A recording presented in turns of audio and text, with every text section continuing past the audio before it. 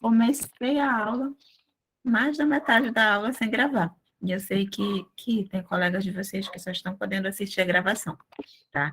E até mesmo quando vocês estão na sala, eu sei que às vezes a internet oscila, né? E aí é bom sempre ter a gravação. E também porque hoje vocês vão ficar com a tarefa, já vai ter atividade, já está cadastrada lá no Siga, acabei de cadastrar, e vocês vão ter o prazo para fazer até segunda-feira antes da nossa aula. Então, está lá cadastrado, prazo de entrega até na segunda, às 13h59. E aí, quando vocês forem fazer exercício, às vezes é bom a gente escutar de novo, além de ver os slides de novo, tá? Então, hoje a gente vai começar o assunto mesmo de banco de dados propriamente dito, o alvo da disciplina. E na disciplina, os objetivos dela é que vocês consigam sair dela sabendo fazer modelagem e criação de um banco de dados. Hoje, o nosso objetivo é compreender a modelagem conceitual de um banco de dados e construir modelos conceituais de bancos de dados. Então, para criar o banco de dados, a gente passa por algumas fases. A primeira delas é o modelo conceitual. Depois vem o modelo lógico, depois vem o modelo físico, né? E aí, o modelo conceitual, basicamente, como é que ele é feito? A gente tem o usuário, ele diz como o sistema vai ser feito, né? Ele diz, olha, eu quero um sistema que guarde as informações das vendas da minha loja, que tenha um catálogo com todos os produtos da minha loja. Aí o analista de sistema, ele vai fazer o projeto em si do sistema, né? Vai se preocupar com o software. Mas, enquanto isso, eu tenho o projetista de banco de dados, que ele vai fazer o projeto conceitual e o lógico do banco. A partir desse projeto conceitual e lógico do banco, eu tenho uma figura que é o DBA, que vai criar o banco de dados. Aí eu falei para vocês que na aula passada, que algumas organizações trabalham tendo duas figuras diferentes. O projetista, que é chamado AD, e o DBA. E que cada um fica responsável por uma parte. Um cria e outro mantém o banco. Isso no mundo ideal das grandes empresas. Nas empresas menores, a pessoa, o cara do banco de dados, o cara do banco faz tudo. Desde o projeto conceitual, projeto lógico, até o físico do banco de dados. Então, essa pessoa aqui, no geral, é só uma mesmo, por isso que está até igual aqui.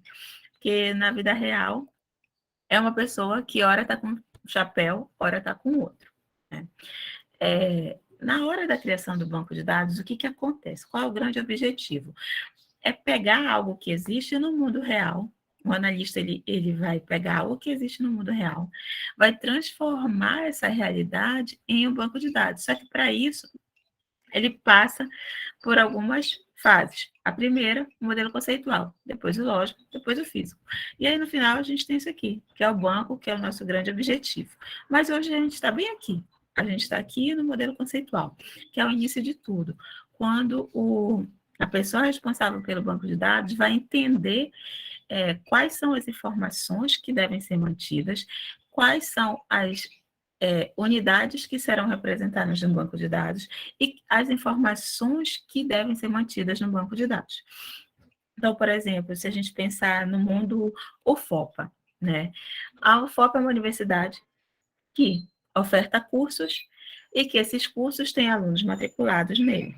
Os alunos dentro do curso, eles cursam um conjunto de disciplinas, essas disciplinas têm professor, esse professor atribui nota para o aluno, no final, se o aluno passar em todas as disciplinas, ele tem o seu diploma. O que eu narrei rapidinho? Um mini mundo da graduação de vocês, né? Vocês entram em um curso, nesse curso vocês cursam um conjunto de disciplinas, o professor de vocês, ele avalia o desempenho de vocês nas disciplinas, em toda disciplina que você tirar uma nota maior que seja, você é aprovado no final. No final, se você for aprovado em todas as disciplinas, você tem o diploma. Beleza, isso é a vida, é o mini mundo da graduação. Aí, qual é a tarefa da pessoa que vai projetar um banco de dados para gravar essas informações? Entender esse mini mundo para começar a fazer o modelo conceitual. E se perguntar, que informações eu tenho que gravar? Então, a gente já sabe que a gente tem que gravar informações das disciplinas, dos professores, dos alunos, a nota dos alunos nas disciplinas, e depois a gente tem que se perguntar que informações são essas que eu quero do aluno. Ah, eu quero o nome, eu quero a matrícula. Essa tarefa de pegar essa realidade e transformar no modelo conceitual é a primeira etapa da criação do banco de dados, onde eu tenho que começar a entender quais são as informações que eu quero gravar. Então, o modelo conceitual é um modelo abstrato que descreve a estrutura de um banco de forma independente de um SGBD particular. Restrições impostas por tecnologias, técnicas de implementação ou dispositivos físicos. O que é isso? Quando a gente está nessa fase do modelo conceitual, a gente ainda não está preocupado se a gente vai fazer isso no Oracle, no no Oracle, no MySQL, no Postgre.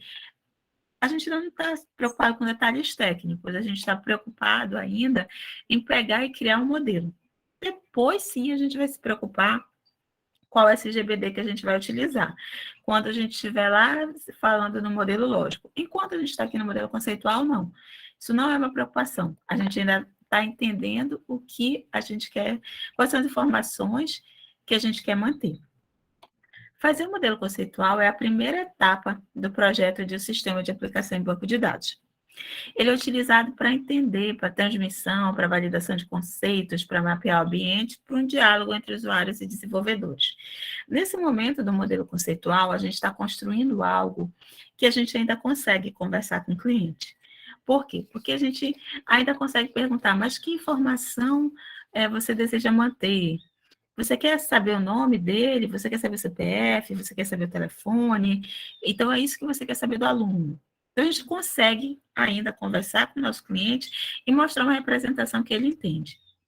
Quando a gente avança e vai para o modelo lógico, se o nosso cliente não for alguém da área de TI, a gente já não consegue ter um entendimento tão grande, porque a gente já vai falar de conceitos de chave primária, chave estrangeira, atributos, relações, tabela associativa, que é uma linguagem própria do banco de dados que nós, como bacharéis em sistema de informação, temos que dominar, mas que um cliente que não é da área não vai.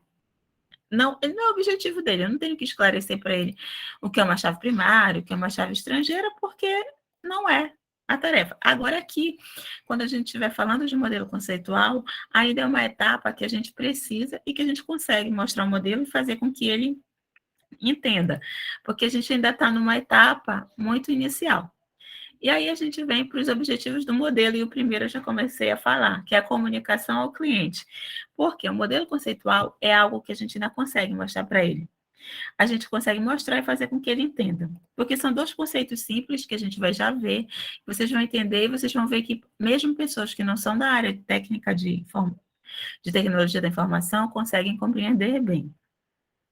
Os objetivos desse modelo, além dessa comunicação, é visualizar as ideias antes de torná-las concretas, ou seja, eu ainda estou ali desenhando, é como se fosse um protótipo do banco de dados ainda. Eu estou na fase que eu ainda estou idealizando quais são as informações. Então, eu estou fazendo algo para validar, que não é tão complexo ainda, que o cliente consegue me entender, e é antes de colocar a mão na massa. Os modelos, eles tendem a reduzir a complexidade, dividindo em pequenos números de coisas importantes a serem tratadas de cada vez. No modelo conceitual, a gente consegue ir fazendo relação por relação e ir colocando complexidade aos poucos. Isso faz também com que seja mais fácil para o cliente entender. E onde tudo isso surgiu? Lá em 76, Peter Chen, ele criou esse modelo conceitual. E aí, por que é importante a gente gravar esse nome? Porque toda vez que a gente ouvir falar de modelo, entidade e relacionamento, que é a base do modelo conceitual, todas essas relações foram criadas por esse autor chamado Peter Chen. Ele criou esse conceito de modelo, entidade e relacionamento. Mas espera aí, professora, você não estava falando de modelo conceitual, agora já está falando modelo, entidade e relacionamento. É porque o modelo conceitual, ele é representado através desse modelo, entidade e relacionamento. E o que é isso? O que é modelo, entidade e relacionamento? Bom, é um modelo de dados de alto nível projetado para estar o mais próximo possível da visão que o usuário tem dos dados, não se preocupando em representar como esses dados serão realmente armazenados. É utilizado principalmente durante o processo de projeto do banco. Então, aquilo que eu já estava falando, o modelo de dados, ele conceitual, ele é representado através desse modelo de entidade de relacionamento, só que ele tem uma preocupação de ser algo que é entendido tanto pelo pessoal da TI, quanto pelos clientes. Esse é o principal objetivo. Ele identifica e modela entidades e relacionamentos, permitindo a especificação de um esquema que representa a futura estrutura lógica geral do banco. Produz um diagrama fácil de ser entendido pelo usuário final. Então, modelo entidade e relacionamento, o próprio nome já diz, ele modela duas coisas, as entidades e os relacionamentos. E no final, eu tenho um diagrama fácil como esse, que todo mundo entende. O que é isso? É um modelo que, basicamente, ele tem 2 itens, e esse terceiro aqui, que não chega a ser um item, mas é importante a gente se preocupar já aqui em modelar. Os principais itens são as entidades. O que são as entidades? É tudo aquilo que eu tenho interesse em manter informação. Tudo que é aquilo que eu quero gravar no banco de dados, as informações. E o relacionamento é, como o próprio nome já diz, a relação que existe entre duas entidades. Por exemplo, a gente falando aqui do mundo da graduação. Eu falei para vocês que, se eu tivesse que descrever a vida acadêmica, eu diria que um aluno entra na universidade, ele escolhe o curso que ele vai fazer, esse curso tem um conjunto de disciplinas, ele cursa todas essas disciplinas, no final, se ele tiver aprovação nelas, vocês têm um diploma no final. Beleza. Quando eu falo isso, nessa frase tem alguns elementos das quais eu quero gravar as informações. Eu quero gravar as informações do aluno? Quero, né? Então, o aluno é uma entidade. Eu quero gravar as informações da disciplina, saber qual é o nome dela, qual é a carga horária dela? Quero também. Então, a disciplina vem a ser uma entidade. E qual é a relação que eu tenho entre um aluno e disciplina? O aluno, ele cursa uma disciplina, né? O aluno, ele se matricula numa disciplina. Então, se a gente quisesse modelar isso, eu teria a entidade aluno, a entidade disciplina, e o relacionamento que existe entre elas poderia ser a palavra cursa, né? O aluno cursa uma disciplina. Para cada uma das entidades, como eu falei, são tudo aquilo que eu quero manter informação no banco de dados. E quais informações eu quero manter? Cada uma das informações recebe o nome de atributo. Então, se a gente pensar no aluno, o aluno tem um nome? Nome é um atributo da entidade aluno. O aluno tem uma matrícula? Matrícula é um atributo da entidade aluno. Disciplina tem carga horária? Tem, né? Então, carga horária é um atributo da entidade disciplina. Então, para a gente gravar bem, entidade é tudo aquilo que a gente quer gravar no banco de dados. Qualquer coisa sobre o qual você deseja manter informação. E aqui tem vários exemplos. Se eu estiver falando, pode ser uma entidade empregada, uma entidade empresa, consulta, embarque, tudo aquilo que eu quero gravar informações. Sempre vão ser representados graficamente por um retângulo. Então, toda vez que eu tiver nesse gráfico de entidade e relacionamento, o retângulo sempre representa as entidades. Entidade é qualquer coisa do mundo real da qual eu quero gravar informações. Professor, aluno, avião, barco, o que eu quiser que eu vou gravar informações do banco de dados são entidades. Então, aqui exemplos: pessoa, professor, aluno, meio de transporte, transporte aéreo, tudo isso são entidades. E cada entidade, eu tenho interesse em gravar informações dela dentro do banco de dados, né? Então, o que vem a ser os atributos? São as características, os valores descritos, as propriedades, os dados associados a cada entidade. Por exemplo, se a gente estiver falando da entidade pessoa, nome, endereço, telefone podem ser atributos dela. Se a gente estiver falando da entidade aluno, nome, matrícula, endereço, curso que ele faz, são atributos da entidade aluno. Para cada atributo, há um conjunto de valores permissíveis, o domínio deles. Então, se a gente pensar, por exemplo, numa entidade automóvel, eu tenho como atributos placa, marca, chassi, proprietário, fabricante e ano. Isso aqui são possíveis atributos da entidade automóvel. Cada atributo desse vai ter um valor que eu vou armazenar no meu banco de dados. No meu banco de dados, cada linha dessa vai representar uma instância da entidade automóvel, né? E aí vejam que o que ele diz, que cada atributo desse vai ter um domínio de informações, ou seja, o conjunto de valores permitidos para ele. Por exemplo, o atributo ano, no geral, ele é um numérico que tem um tamanho 4, no máximo 4 caracteres, né? Até então, até a gente chegar no ano 9.999, isso vai ser verdade, né? Depois, quando chegar lá no ano 10.000, aí as pessoas que estiverem vivas lá vão se preocupar, que o analista de banco de dados disse que ano era um numérico de 4 posições. Aí os sistemas podem começar a dar errado. Mas enquanto a gente não chegar lá, é uma verdade que o domínio de ano é um campo numérico com 4 posições. Chassi.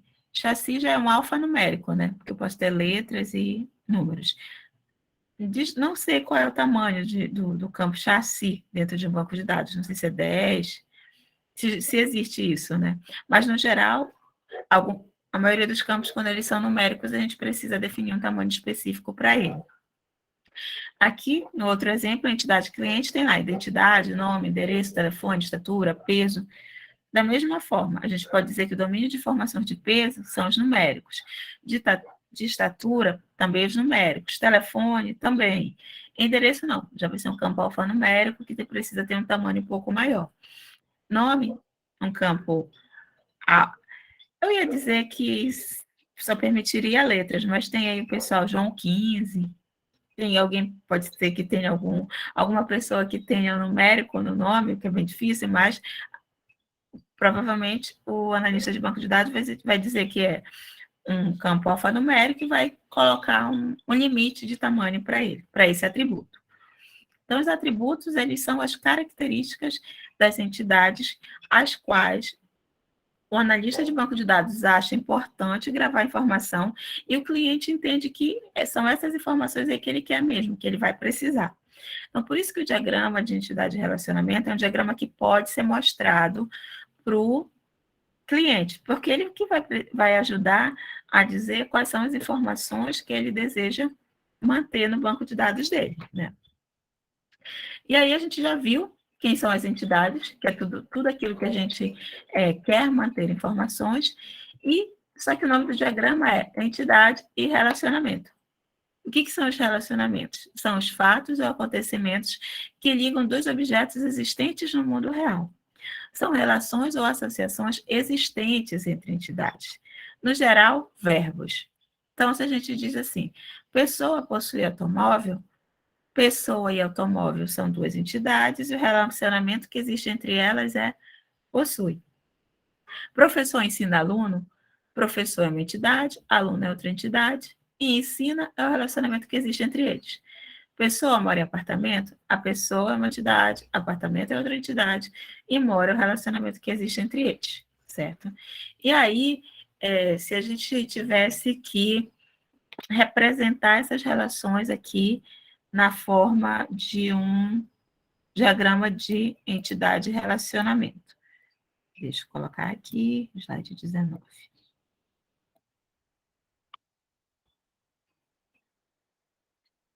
Vocês não estão vendo a tela e nem reclamaram ainda, né?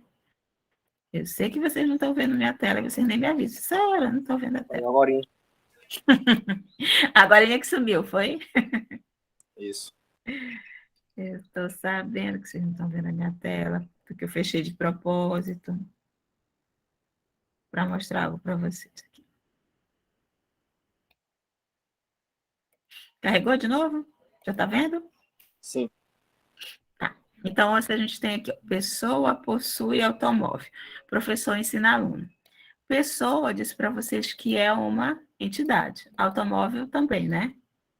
Porque são as coisas que a gente quer gravar informação nesse exemplo. Se a gente tivesse que desenhar esse diagrama de entidade e relacionamento, o que eu falei para vocês? Que a entidade ela é sempre representada por um retângulo, né? Então, a gente tem aqui na primeira frase, eu tenho aqui pessoa, eu tenho aqui outra entidade, automóvel, e o relacionamento entre eles, a forma de representar é um losango, né, que a gente viu já, né? Deixa eu achar aqui, tá aqui. Que o verbo é possuir.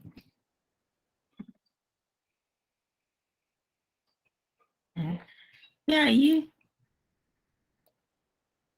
mas pessoa possui automóvel pode ser representado dessa forma aqui.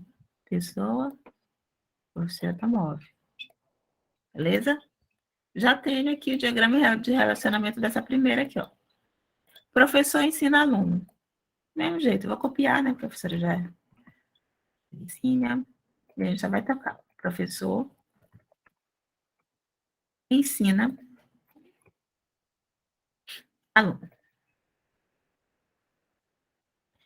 E aqui eu tenho o diagrama de relacionamento que representa. Primeiro representa pessoa, possui aluno, e o outro representa a frase professor ensina aluno. Então, fazer o diagrama de relacionamento é pegar essas relações e transformar no formato desse aqui, de diagrama de entidade de relacionamento. Sendo que retângulos são as entidades e o relacionamento é representado pelo losango. O que eu vou querer descobrir com o meu cliente que eu posso melhorar esse diagrama? Quais são os atributos? O que eu quero? Quais são as informações que eu quero gravar do professor?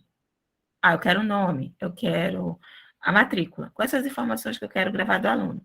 Eu quero o nome, eu quero a matrícula. Aí eu vou representar aqui os atributos de cada um deles, certo? Mas no primeiro momento, o que eu quero saber é conseguir montar o diagrama de entidade de relacionamento dessas relações do sistema que eu vou fazer, certinho? Então, seu exemplo daqui, vamos voltar para a projeção normal, né? A gente parou aqui no 19.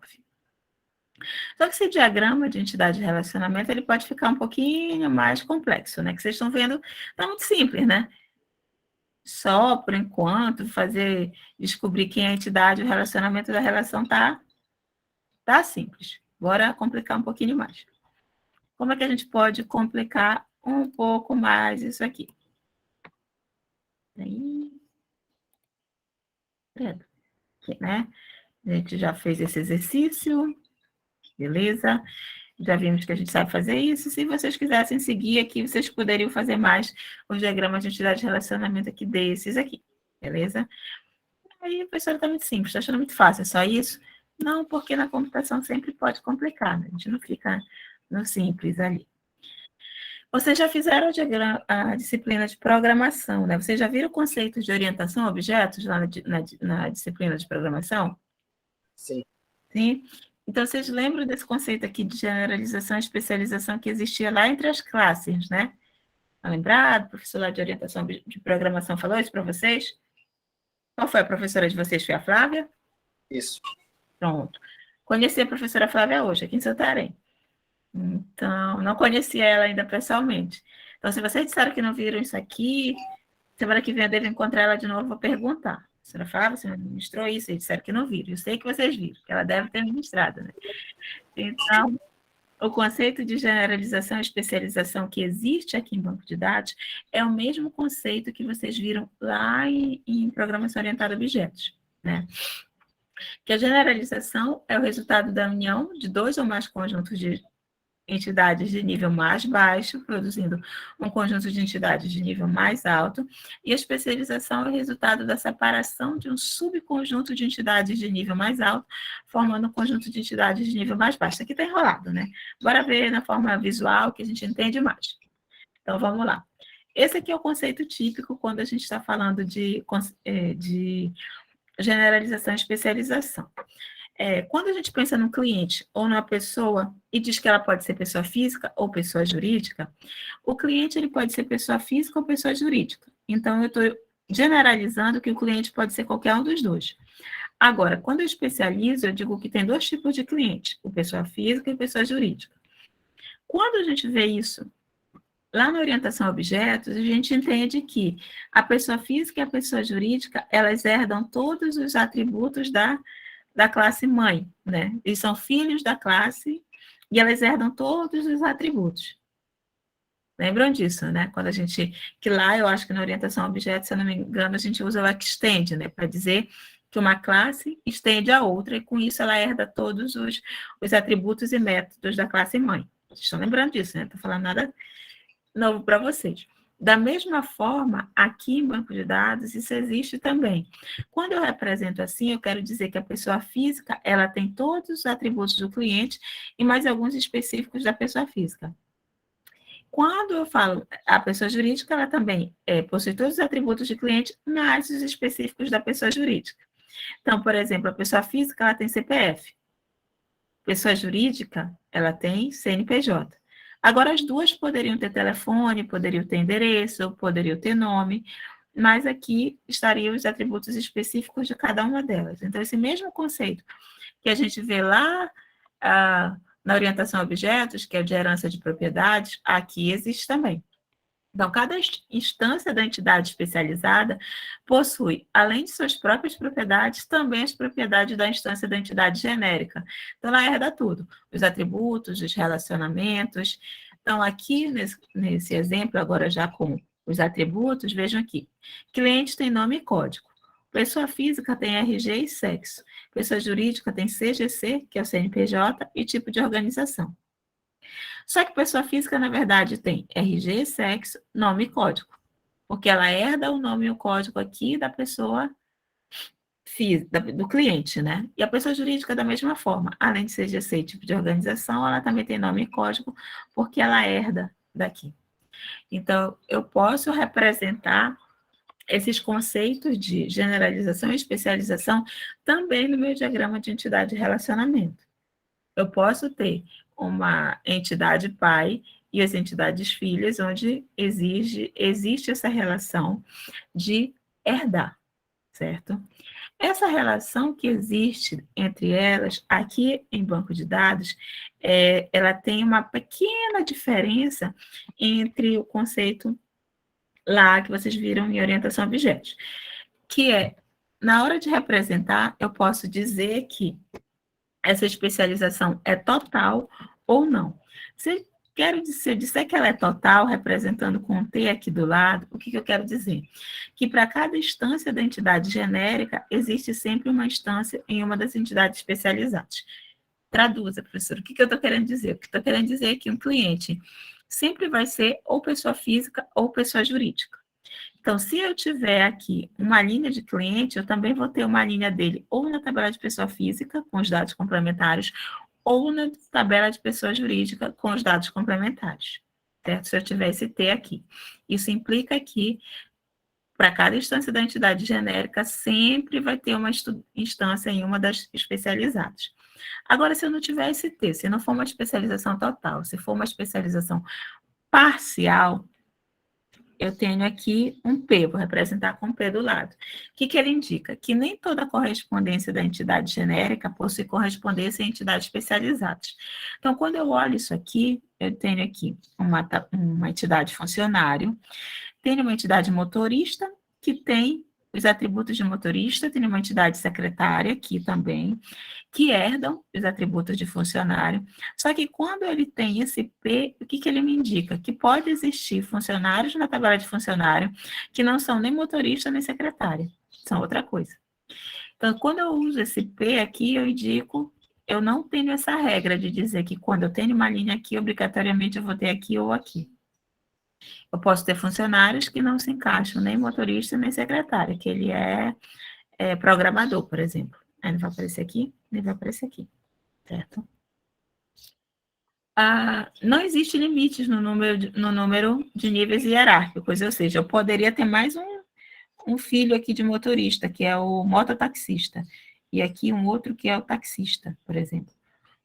Mas não é bom eu usar tanto assim, né? Não é bom eu ter tantos níveis. Vai ficar no máximo em 3, porque isso vai complicando, porque é que nem família, né? Quanto mais aumenta, mais briga tem. Aqui também. Se eu tiver vários níveis ali de especialização, mais eu vou ter heranças para dividir, né? Imagina, eu vou ter os campos lá do avô, depois eu tenho do pai, depois eu tenho do filho, eu vou herdar do pai, vou herdar do filho, dá uma complicação. Então, eles recomendam a gente não ter tantos níveis, não. 2, no máximo 3, para quando a gente estiver modelando essas generalização e especialização.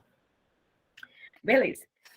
Para complicar mais um pouquinho esse diagrama, a gente estava falando que a gente já viu que tem entidade, tem relacionamento, e que eu também posso representar esse diagrama utilizando esse conceito de generalização e especialização, que vocês já viram lá em programação. Mas agora complicar mais um pouquinho, trazendo um novo conceito de grau ou cardinalidade. Na verdade, vocês vão ver mais ouvindo falar com o termo cardinalidade. O que é isso? Caracteriza o número mínimo e máximo de instâncias de cada entidade que podem estar associadas através do relacionamento. Assim, com o texto é mais complicado. Bora entender melhor isso aqui da forma visual. O que é a cardinalidade? Ele tenta mostrar com quantos elementos de B se relaciona cada um dos elementos de A. Dado um elemento de B, com quantos elementos de A ele se relaciona? Para entender mais um pouquinho. Aí a gente vai, para entender isso aqui, a gente vai relembrar lá a teoria dos conjuntos que vocês viram lá na escola. Lembra da teoria dos conjuntos, quando a gente tinha vários tipos de relacionamento, de 1 para 1, de 1 para N, de N para N? A mesma coisa a gente tem aqui. O que é isso? Bora ver, esse aqui é um exemplo bem mórbido, mas ajuda a gente a entender. Uma pessoa, ela recebe certidão de óbito. Preto, né? E aí, a gente tem um de um lado e um de outro. O que isso representa? Isso representa que uma pessoa na vida, ela recebe uma única certidão de óbito. Porque, teoricamente, a gente só morre uma vez, né? E uma certidão de óbito, ela é de uma única pessoa. Então, isso é um tipo de relacionamento de 1 para 1. Se a gente tivesse aqui, em vez de certidão de óbito, tivesse certidão de casamento, a pessoa pode casar com mais de uma vez durante a vida, né? Então, provavelmente, e aí ela vai ter mais de uma certidão de casamento. Então, aqui, em vez de ter 1, eu poderia ter N, porque eu não sei quantas, vai que ela casa 10 vezes, 20, não sei. Quantas vezes ela casar, quantas certidões de casamento ela pode ter. Agora, a certidão de óbito, não, eu só tenho uma. Assim como aquela certidão de nascimento, também só tem uma. Por exemplo, na próxima vez eu vou até trocar, na certidão de nascimento fica melhor. Certidão de nascimento também uma pessoa só tem uma. E a certidão de nascimento também é de uma única pessoa. Esse aqui é o tipo de relacionamento de 1 para 1, quando uma entidade está relacionada com uma outra única entidade. Bora avançar mais? Porque tem mais tipos de relacionamento. Tem um tipo de relacionamento que é relacionamento de 1 para muitos. Quando, de um lado, eu tenho uma relação de 1 para muitos e de outro é com um único. Por exemplo, uma empresa, ela pode ter várias filiais. A gente sempre lê no sentido da esquerda para a direita, tá? Então, uma empresa possui várias filiais. Agora, uma filial, ele é de uma única empresa. Veja aqui, quando eu leio o contrário, uma filial é de uma única empresa, uma empresa possui N filiais. É isso que esse diagrama representa. Quando a gente usa o N, quer dizer que pode ser qualquer número. Pode ser desde 0 até o infinito. Então, uma empresa ela pode possuir 10, 20, 30 filiais. Agora, uma filial é de uma única empresa. Esse é o tipo de relacionamento de 1 para muitos. Então, a gente já viu de 1 para 1, quando a gente tem uma única correspondência, dependendo da direção que a gente lê, ou da esquerda para a direita, ou da esquerda para a direita, ou da direita para a esquerda, sempre é de 1 para 1. O de 1 para N, não. É quando eu tenho uma relação que de um lado é um único relacionamento, de outro não é tão fiel assim, tem vários, né? Então, o de 1 para N é quando de um lado ele é fiel, e do outro lado não. Do outro lado é meio avacalhado, se relaciona com vários, certo? E eu tenho outro relacionamento, que é o relacionamento de N para N. que quer dizer? Que tanto faz de olhar para um lado quanto de outro, todas as entidades elas se relacionam, tem relacionamento de N para N. Aqui no banco de dados, na vida pessoal, isso é complicado, né? Mas aqui no banco de dados significa que, por exemplo, a entidade atleta, ela pratica N esportes. O que isso significa? Que um atleta ele pode praticar quantos esportes ele quiser. Um esporte ele pode ser praticado por vários atletas. Então, quando a gente pensa nisso no mundo real, significa que, por exemplo, uma pessoa, ela pode praticar vôlei, pode praticar ciclismo, pode praticar futebol, e um esporte como o futebol pode ser praticado por vários atletas. Então, quando a gente fala no mundo dos diagramas de entidade de relacionamentos, nós temos basicamente 3 tipos de relação. Um para um, quando os dois lados só se relacionam com um mesmo. Um para N, quando um lado só se relaciona com um, mas o outro lado se relaciona com vários. E N para N, quando os dois lados se relacionam com várias instâncias diferentes daquela entidade. Ficou claro? Eu acho que ficou, né? Todo mundo quieto. Gente, vocês interromperam. Quando vocês não estiverem entendendo, podem me interromper, porque assim, isso são conceitos novos que vocês vão entender melhor na prática, mas a gente já chegou aqui, ó, numa parte de exercício. Nesse momento, no presencial, o que eu diria para vocês? Eu diria, a gente ia parar e vocês iam fazer exercício, certo? Só que aqui a gente vai mudar um pouquinho. Eu vou fazer 2 exercícios e o resto vai ficar para vocês, certo? O que tiver em vermelho, eu vou fazer. O que tiver em preto vai ficar para vocês. E ele já está cadastrado como tarefa lá no Siga. E lá está cadastrado tudo. Então, esse aqui que eu vou fazer já vai ficar de bônus. Então, se vocês já podem copiar, tá? Deixa eu parar aqui a apresentação. Para a gente fazer esse médico atende paciente, né?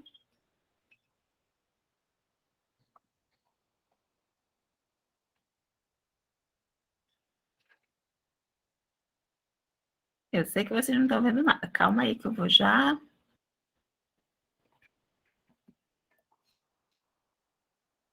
compartilhar a tela aqui com vocês. Só um instante. Aí ele pede para modelar essa relação de médico atende paciente. Vamos lá.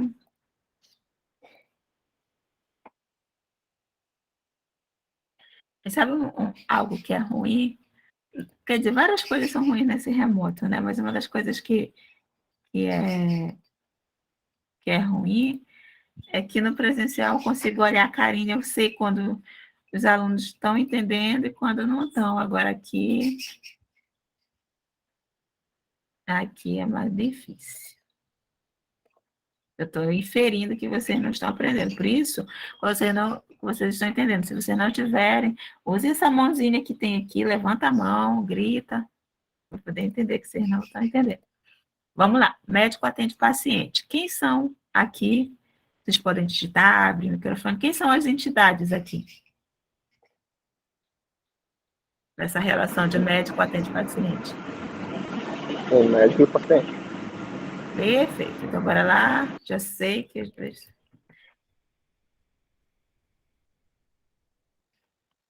Médico. Beleza. Paciente. A relação que existe entre eles. Atende, né?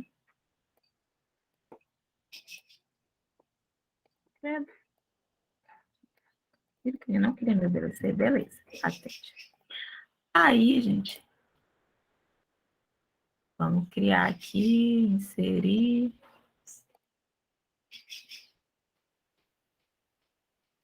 Certo?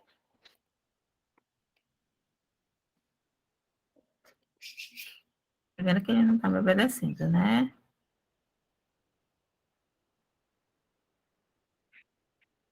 Agora.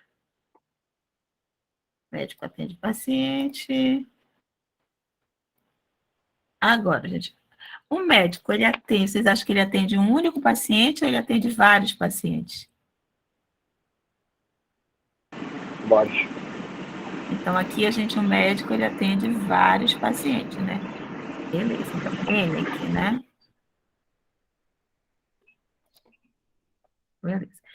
E um paciente, ele é atendido por um médico ou por mais de um médico? Vejam que aí Pode eu ser tenho mais uma... de um. Situação. Vejo que aí pode surgir uma dúvida, né? A gente pode pensar, será que um paciente ele é atendido por um médico ou por mais de um médico?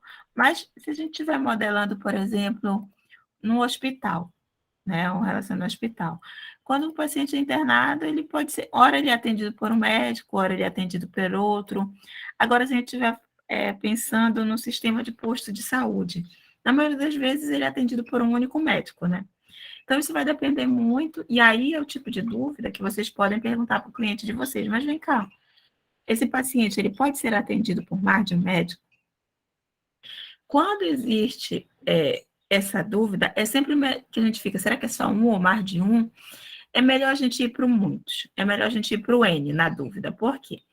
Porque se a gente colocar que é só um, o sistema ele vai ter uma limitação. Eu vou conseguir colocar um único médico por paciente, ele não vai deixar eu adicionar o segundo médico. Certo? Agora, se eu colocar muitos, ele pode colocar um somente, dois, três, quantos forem. Essa decisão que a gente toma aqui, ela impacta lá no sistema. Porque se eu disser aqui que um paciente é atendido por um único médico, lá na minha tela só vai ter um médico mesmo, que ele vai deixar fazer a relação. Se não, e aí, nesse caso, na dúvida, coloque em N para N, tá? Quando a gente não souber, a gente joga N para N, que é muito melhor, que pelo menos a gente não limita o sistema. Nesses casos, é sempre melhor a gente não limitar do que a gente limitar. E quando a gente limita, fica, às vezes, aqueles... Não tem os sistemas que às vezes a gente quer colocar 2 telefones, mas ele só deixa a gente colocar um? É por aí. É justamente quando foi colocado um limite desse tipo, que o programador colocou lá que só pode uma relação, certo? Então, beleza. O médico atende paciente, a gente já fez. Estado é governado por governador. Esse aqui vai ficar para vocês. Autor escreve livro. Isso aqui também vai ficar para vocês. Fazer o exercício. Aí sempre pense, um livro pode ser escrito só por um autor ou por mais de um? Um autor escreve um livro ou mais de um livro? Aí vocês vão montar relações, certo? Esses aí em preto é com vocês. Seguindo, ainda tem mais aqui um exercício. Empregado por si dependente, também com vocês. Coordenação é composta de professores, também com vocês. Aí esse vermelhinho aqui eu vou fazer. Tudo que está em vermelho é o que a professora vai dar de bônus para vocês. Em determinada clínica, os médicos são classificados em pediatras, neurologistas e ortopedistas. Então, o que ele disse aqui? Que em determinada clínica, um médico ele pode ser uma dessas 3 opções. O que vocês notam aí? Como que vocês representariam esse tipo de informação? Eu tenho um médico que ele pode ser um desses 3 tipos aí. O que vocês acham que tem de relação aí? Voluntário. Vamos para muitos? Mais uma chance. Clínico e médico. Tá, bora lá. Alguém mais quer contribuir? Ó, o médico, ele pode ser um desses 3. Ele pode ser o neurologista, tá pegando para lá, mas vamos lá. Ou pediatra, ou alguma coisa lá que eu botei, né? Então, o médico, ele pode ser um desses 3. Ele pode ser ou pediatra, ou neurologista, ou ortopedista. Beleza, tá, professor, entendi. Mas e aí, como é que eu represento isso? O que eu tenho aqui? Um conceito por trás que a gente viu e que eu disse que vocês viram lá na disciplina de programação orientada a objetos. Eu disse que foi a Flávia que falou isso para vocês. Lembra? Eu tenho uma relação aqui de... Exatamente. Por quê? Porque eu tenho um médico, né, que provavelmente ele tem um conjunto de atributos dele, e aí eu tenho que ele pode ser ou pediatra, ou neurologista, né, Mais coisa disso que eu podia dizer. Tirei lá da tela, agora não sei mais. Neurologista, cadê? Ortopedista.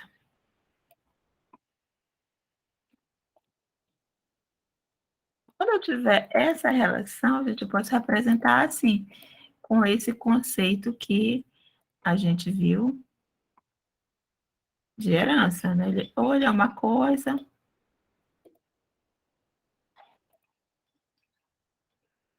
aqui ele pode ser um desses três, tá?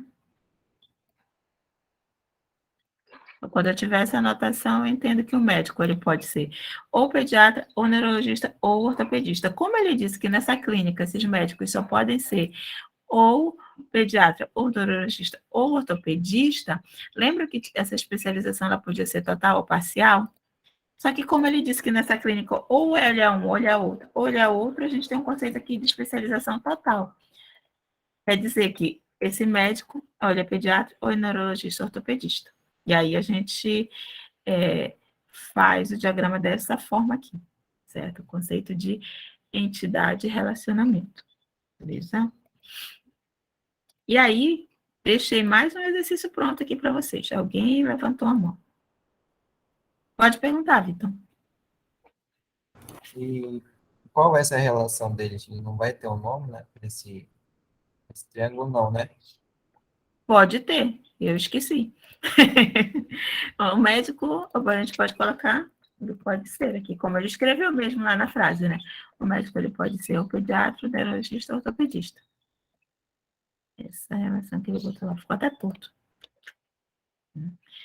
No exercício, pessoal, se vocês quiserem fazer à mão assim, né, desenhar mesmo, pode mandar só a foto também lá, não tem problema não. Aí, no caso, a gente pode estar representando essa relação com triângulo e com losango, é? Essa aqui de herança, não. Essa de herança, ela é com um triângulo. Deixa eu voltar Tá, aqui. perfeito. Agora, a relação comum mesmo é o losango. Deixa eu colocar aqui o slide. Ó.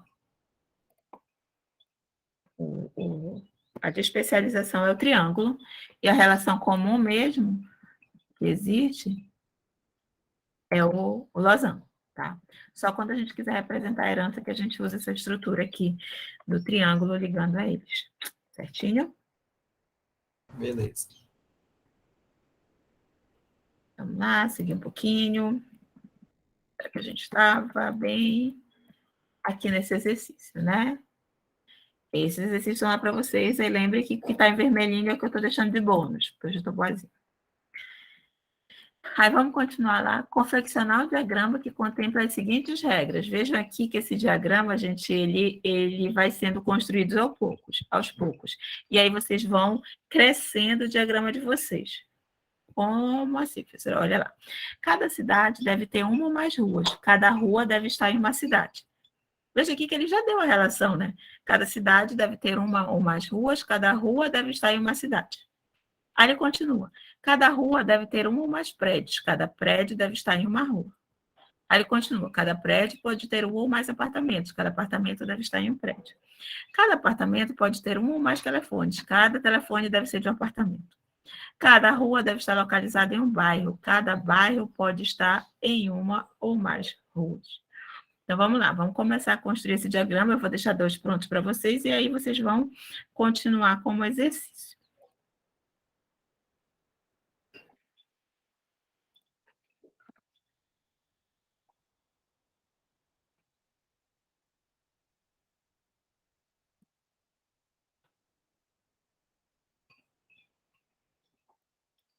Eu sei que eu tirei de lá, gente. Deixa eu ver se está passando. Aqui tá.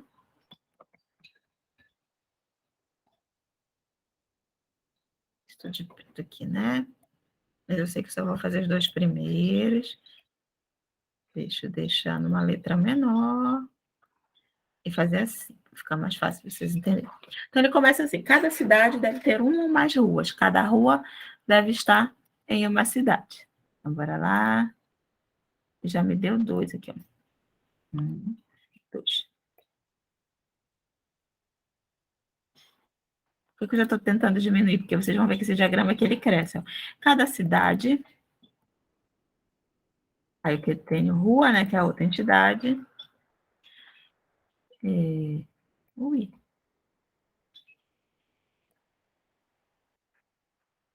Ele diz o quê? Liguei. Cada cidade deve ter... Isso aqui ficou torto, gente. Entendo que ele está certinho, beleza. Cada cidade deve ter uma ou mais ruas. Então, já sei aqui que é N, né? Porque ele pode ter mais de uma rua. Então, aqui, N. Só que ele diz assim, cada rua deve estar em uma cidade. Então, já sei que uma rua está em uma única cidade. Beleza. Desse lado de cá, é um, né? Ele já disse isso para a gente. Quando o cliente conversa assim com a gente é fácil, senão a gente tem que perguntar. Aí aqui uma cidade, deve ter, né? Beleza. Tá feio assim porque eu tô fazendo exercício na hora, gente. Vocês fazem mais bonitinho que eu. Cada rua deve ter um ou mais prédios. Aí veja isso que eu quero mostrar para vocês, como o diagrama ele pode ir crescendo. Ó.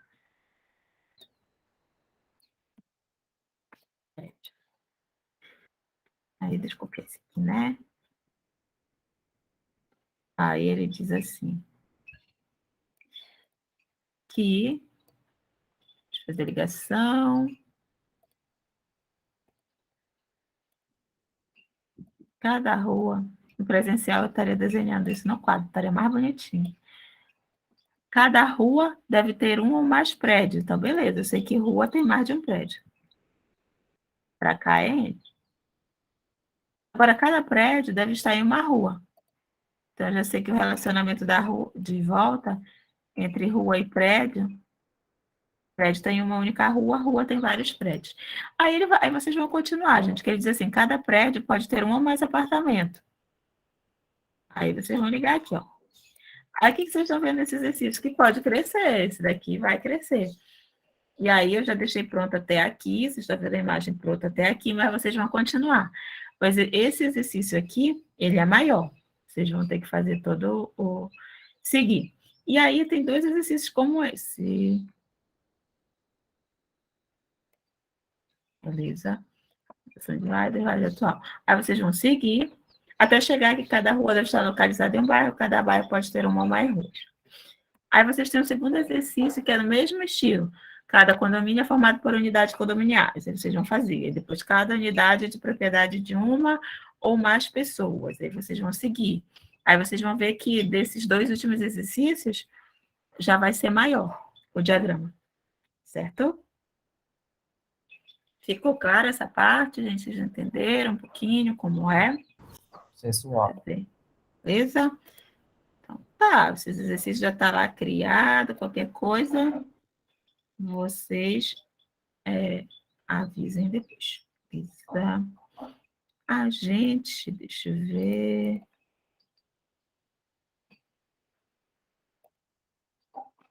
Estou vendo aqui até onde a gente vai nos slides hoje. Só um instante, só para não complicar muito. Eu tinha preparado mais, mas eu acho que a gente vai já chegar num teto aqui para avançar na aula de hoje. Só confirmar aqui, gente. Beleza. A gente vai até 44, para complicar muito a nossa vida. Então tá, vamos seguir um pouquinho. E aí, esses são os exercícios que vai ficar. A gente vai ver só mais uma complementação dessas informações.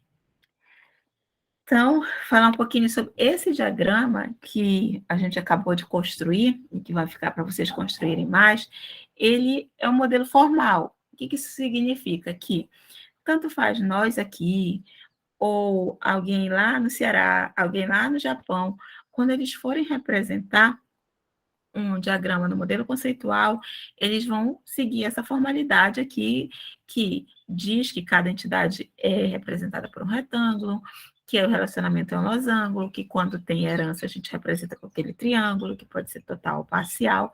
Isso é o formalismo que faz com que eu não posso representar uma entidade por um círculo. Não posso dizer assim, eu vou representar essa entidade aqui por um círculo, porque eu acho mais bonito, círculo que retângulo. Não posso fazer isso. Por quê? Porque existe uma notação, existe um formalismo, certo? O poder de expressão é limitado. O que isso significa? Eu consigo representar qualquer relacionamento que exista no mundo real no modelo de entidade de relacionamento? Não. A gente consegue representar um bom conjunto, mas existem coisas que a gente não consegue, algumas expressões que a gente não consegue.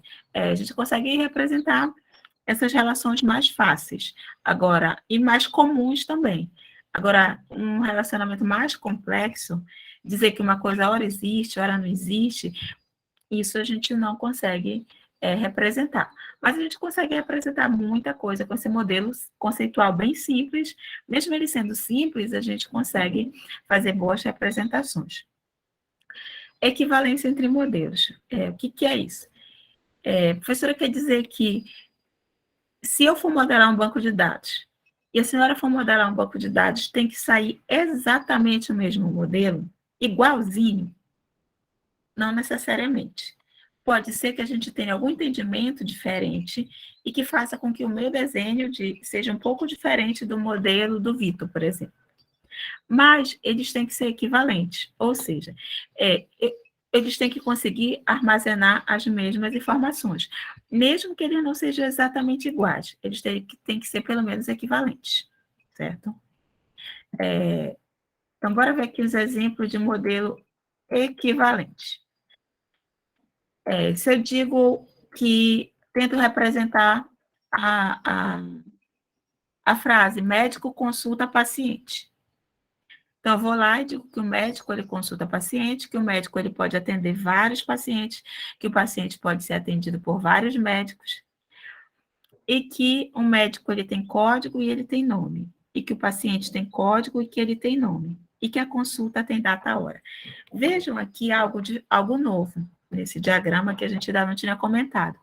É que, às vezes, a relação ela tem um atributo. Isso não é tão comum assim. Algumas pessoas usam esse tipo de representação e outras não. Mas ele está dizendo aqui que uma consulta ele possui data e hora. E qual é a implicância de eu colocar um atributo numa relação? É que assim, gente, por regra, toda entidade vai virar uma tabela no banco de dados físico. Então, médico vai ser uma tabela, paciente vai ser uma tabela. Mas a relação, ela não vira tabela, a menos que eu queira gravar alguma informação sobre ela. Como ele disse assim, que o médico consulta paciente e que a consulta tem data e hora, aqui, isso significa que daqui a 2, 3 aulas, quando eu estiver aprendendo a criar banco de dados, consulta, eu vou ter que criar uma tabela para eu poder gravar a informação de data e hora. Agora, professora, mas eu prefiro aprender que relação e não representar relação com atributo. Porque eu entendo que somente quem tem atributo é relacionamento. Veja como ficaria. O médico, ele faz consulta. E o paciente, ele tem uma consulta. O médico pode fazer várias consultas, a consulta é de um médico. A consulta, ele tem uma relação com o paciente, onde o paciente tem várias consultas e a consulta é de um paciente, e eu coloco o atributo data-hora aqui na entidade consulta. Esse modelo, ele é equivalente a esse, que significa que eu preferi colocar o atributo, entender consulta como uma relação e usar um entendimento de que relação pode ter atributo. Nessa outra aqui, eu criei 2 relações e transformei consulta numa entidade, porque eu entendo que eu quero gravar informações sobre a consulta. Existe um mais certo que o outro? Não. São entendimentos diferentes. E não porque não existe uma regra que diz que relação não pode ter atributo. Pode. Só que, se tiver, ele vai se transformar numa tabela que eu vou ter que mapear. Quem fizer essa relação de médico consulta paciente, tanto faz usando esse diagrama da letra A, como o diagrama da letra B, eles são equivalentes, nenhum está mais certo que o outro. E no final, eles vão resultar na mesma coisa. Eu vou ter 3 tabelas no meu banco de dados. Eu vou ter a tabela médico, a tabela paciente e a tabela consulta. Isso significa que, apesar de eles estarem representados diferentes, eles querem dizer a mesma coisa, ou seja, eles são equivalentes, certo? Beleza, gente, isso é mais uma das informações necessárias, por quê? Porque muitas vezes a gente pode ficar com o entendimento que existe uma única forma de fazer algo. Não é o caso. A gente aqui pode ter entendimentos que resultem em diagramas diferentes, mas o que importa é que os dois no final estão certos. Tá? Mais uma informação, e é a última para a gente fechar essa aula de hoje, que tem muita informação, né?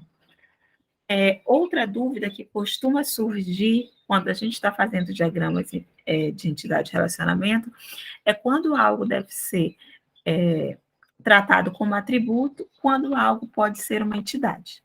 Como assim? Dê um exemplo para ficar mais fácil. Por exemplo, eu tenho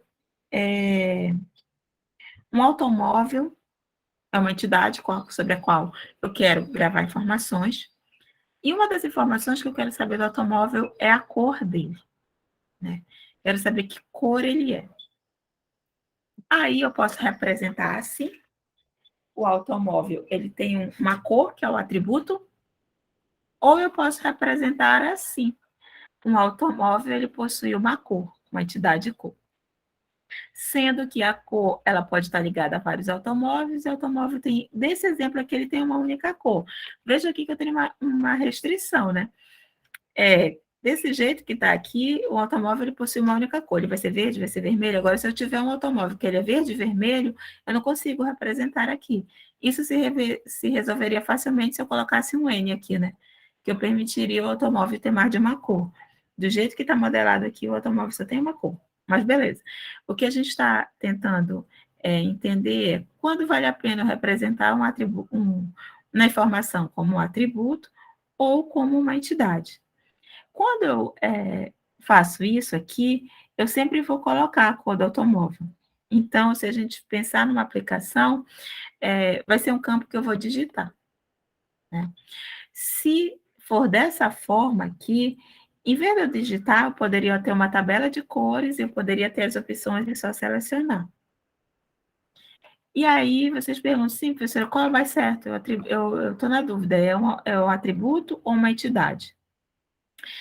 Como é que eu decido se eu represento isso como um atributo ou como uma entidade? Se o objeto está vinculado a outros objetos, ele deve ser modelado como entidade. Caso contrário, ele pode ser modelado como atributo. Conjunto de valores fixos pode ser modelados como atributo. Transações que modificam o objeto pode ser modelado como entidade. Isso eu não entendi nada. O que isso quer dizer? Isso quer dizer assim, gente. Por exemplo, no banco de dados, se, por exemplo, no caso da cor aqui, essa cor, ela pode, uma cor vermelha, ela pode ser de vários automóveis diferentes, né? Pode ser que eu tenha vários carros que sejam vermelhos. E é isso que ele quer dizer aqui nessa primeira frase. Se o objeto está vinculado a outros objetos, ele deve ser modelado como entidade. Então, se no caso a cor ela está vinculada a mais de um carro, é melhor que ela seja como entidade. Se ao longo da vida do carro ele pode ser modificado, então é melhor que ele seja modelado como entidade. Ou seja, se eu tenho um carro branco, que daqui a 3 anos eu posso pintar ele de vermelho, é melhor que ele seja modelado como uma entidade, porque depois eu só faço associar a outra cor diferente, em vez de eu ter que ir lá e trocar a cor dele, né? Então, muitas vezes vocês vão se deparar com dúvidas como essa. Será que é um atributo? Será que é uma entidade? Uma boa forma de escolher é, se o objeto ele estiver vinculado a outros objetos, no caso, uma cor, ela está vinculada a outros carros, aí é entidade. Se não, se estiver vinculada a uma única vez, a uma única entidade, aí eu transformo em atributo mesmo. Por exemplo, o campo nome, né? O meu nome, na maioria das vezes, o nome é único. Claro que a gente tem casos do José da Silva, que tem vários José da Silva no mundo, mas na maioria das vezes o nome é único, né? Então não vale a pena eu criar uma entidade aluno, associar a entidade nome. Nome é um atributo do aluno. Agora, por exemplo, o país. Não, a cidade de nascimento do aluno. Por exemplo, Santarém, vários alunos nasceram em Santarém, vários alunos nasceram em Oriximiná, vários alunos nasceram em Itaituba. Então, é melhor que eu tenha uma entidade cidade e vincular o aluno. Então, o aluno, ele nasceu em uma cidade, em vez de colocar a cidade como atributo de um aluno, porque eu vou ter essa relação da cidade com vários alunos. E aí, nesse caso, cai aqui na primeira. Se o objeto está vinculado a outros objetos, ele deve ser modelado como entidade e não como atributo. Certo? Vamos fazer mais um exercício e aí a gente para. Deseja-se modelar os clientes de uma organização. Cada cliente possui um identificador, um nome, um endereço e um país. Discuta as vantagens e desvantagens das duas alternativas de modelagem de país, como atributo da entidade de cliente ou como entidade relacionada a cliente. Então, eu poderia ter um cliente que ele tem uma relação com o país. Deixa eu colocar aqui o exemplo.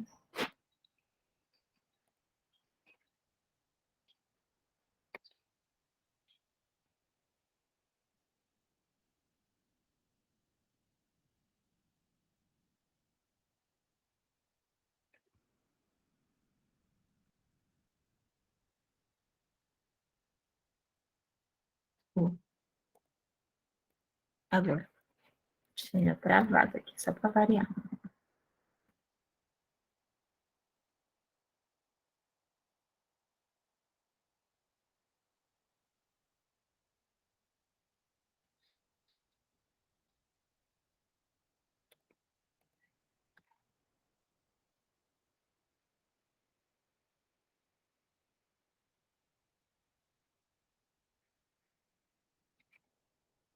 E deixa eu colocar aqui para compartilhar para vocês verem que, na verdade, o problema é que o computador está com vida própria. Então tá, país. Vou vir para cá, para vocês enxergarem o que é que eu estou fazendo e por que eu estou fazendo tanta careta. Ele não está me obedecendo.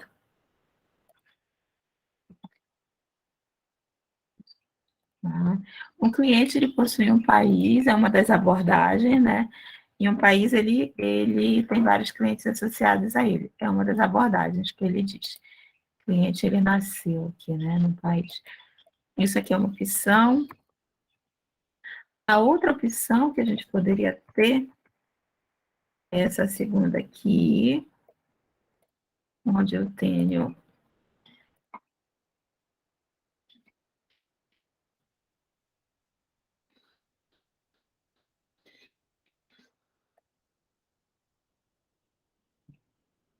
aqui. Beleza, gente. Me obedeceu finalmente. E aí, que ele pede para a gente escolher uma das duas abordagens aqui e discutir qual é a melhor. Na primeira, eu tenho que um cliente, ele nasceu em um país. O país é uma entidade, o cliente é outra entidade, e o cliente nasceu no país, um país tem vários clientes que nasceram no nome. Na outra aqui, na outra abordagem de solução, ele diz que um cliente, ele possui um país, ele tem o atributo país. Qual é a diferença entre elas? É que aí ele pede para a gente dizer qual é a melhor opção. A gente já viu no slide que quando a gente tem uma relação, que uma entidade ela está associada a mais de um de outra entidade, é melhor que seja entidade. O que significa, professora? Por exemplo, um país. Várias pessoas nasceram no Brasil, né? Então, eu sei que a entidade pessoa está relacionada com o Brasil de um lado, mas o Brasil está associado a muitas pessoas que nasceram nele. E aí, ele diz para a gente, aqui nesse slide D, ele diz que quando a gente tiver na dúvida, aqui, né? Se o objeto está vinculado a outros objetos, ele deve ser modelado como entidade. E no nosso caso tá, né? Porque no nosso caso a gente já viu aqui que um país ele está vinculado a vários clientes. Então, essa abordagem aqui de... Peraí, gente, que ele parou de me obedecer.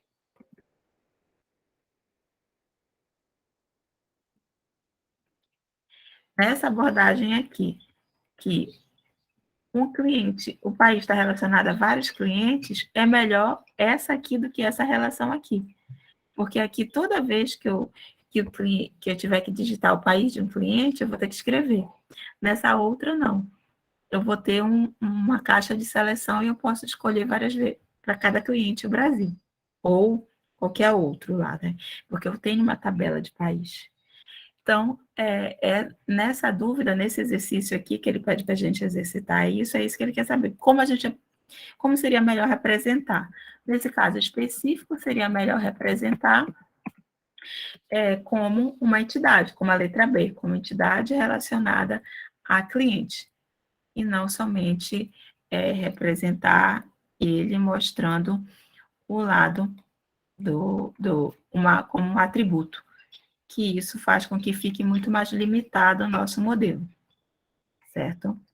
Como a gente já pegou muita informação na aula de hoje, eu tinha previsto que nós chegaríamos hoje até o slide 52, mas é muita coisa. Eu acho que a gente já pegou muita informação, é muita coisa, já tem a tarefa, então vamos parar aqui no 44 e a gente continua com mais informações na próxima aula, na segunda-feira.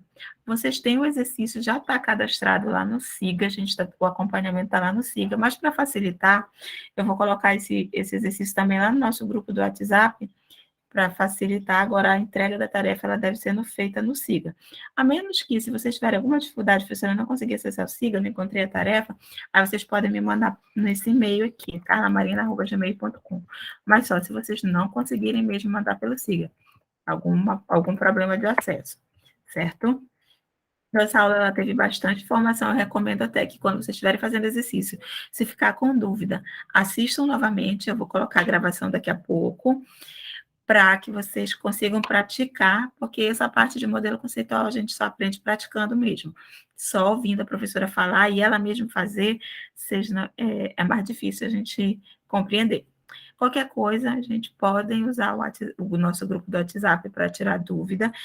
E na segunda-feira, se vocês ficarem com dúvida, a gente pode começar a aula já corrigindo o exercício, tá bom? Tudo certinho? Estão aí ainda? Os sobreviventes?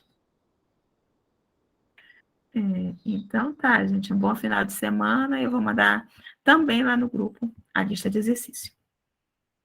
Tchau, tchau. Bom fim de semana.